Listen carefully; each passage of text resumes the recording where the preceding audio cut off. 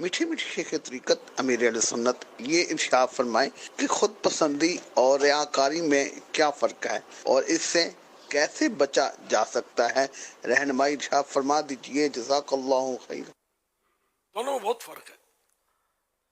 خود پسندی اس کو کہتے ہیں کہ جو نعمت اس کو حاصل ہوئی ہے وہ یہ سمجھے کہ یہ میرے کسب بل کی وجہ سے، میری کوشش، میری عقل، میرا کارنامہ ہے، اور اس کی اس طرف بھی بالکل توجہ نہ رہے کہ اللہ تعالیٰ نے مجھے یہ نعمت دی ہے اور جب چاہے لے سکتا ہے۔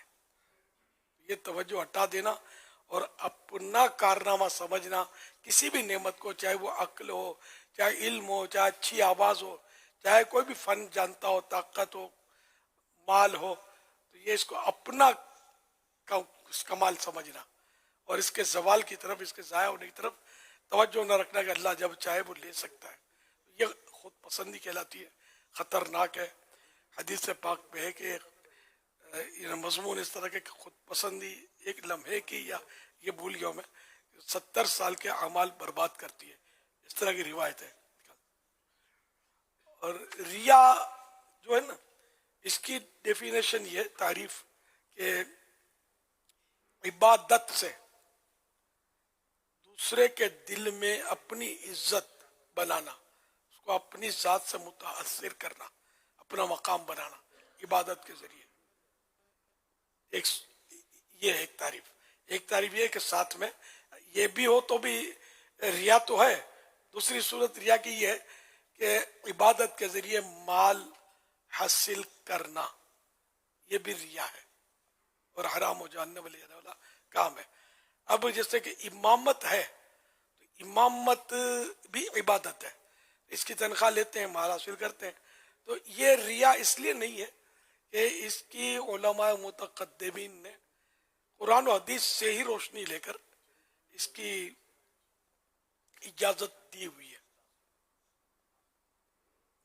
معاف کیجئے، متقدمین کی طرف سے تو منع ہی ہے، وہ متاخرین کی طرف سے اس کی اجازت ہے، اس کی واعظ کی اجرت۔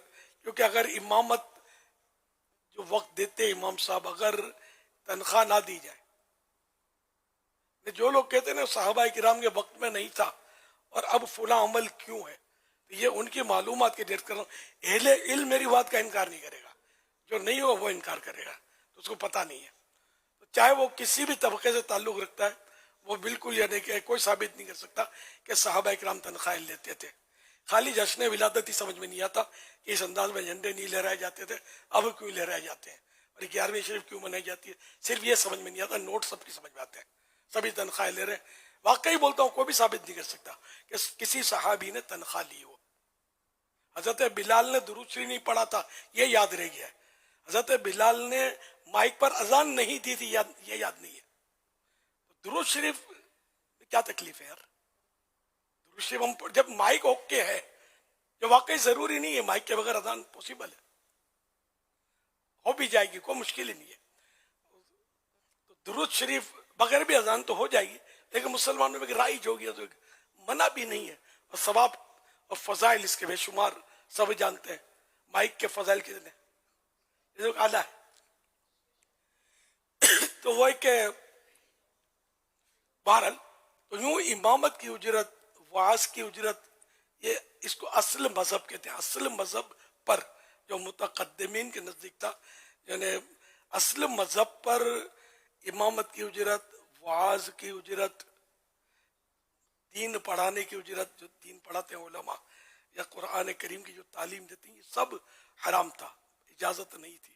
پھر جب لوگوں میں سستی دیکھی گئی، اب اگر پہلے لوگ نماز پڑھا دیتے تھے، ائمہ کرام یعنی کہ پڑھا دیتے تھے، جذبہ ہوتا تھا، جمع ہو جاتے تھے، نہ یہ گھڑیوں کے ٹائم تھوڑی ہوتے تھے جماعت کے جو اب ٹائم ہے۔